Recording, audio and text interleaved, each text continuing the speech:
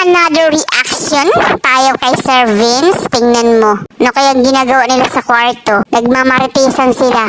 Oh, si Amara. Patulog na siguro sila dito kasi mukhang pagod yung Mami Sara natin kasi sabi ni Sir Vince, kakatawag mo lang sa akin, ang bilis-bilis mo naman magmaniho. Dumating ka kaagad.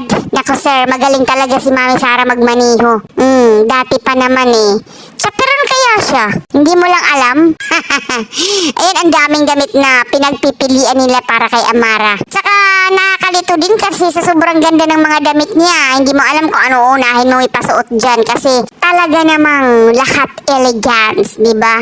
At saka syempre mamahalin din. Tingnan mo, namimili na si Mami Sara kasi si Mami Sara muna yung binigyan niya para mag-suggest kung ano yung ang sexy naman ng ating Mami Sara, no? O, tingnan mo. Sa sobrang dami ng damit, nalilito talaga sila Kanina iba yun, ngayon iba na naman. O ayan, nanggugulo na si Amara sa inyo. Tignan mo, no? Talagang sama-sama sila sa pagpili ng damit ni Amara. Napakahusay talaga, guys.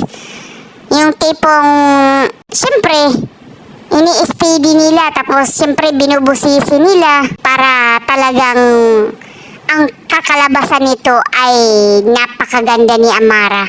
Diba? Ano kaya yung uunahin nilang ipasuot? Kasi pawisin ang batang yan Nanonood din siya. Siguro gusto niyang tumulong. Gusto niyang sabihin, Daddy, Mami, ito yung susuotin ko. O, diba?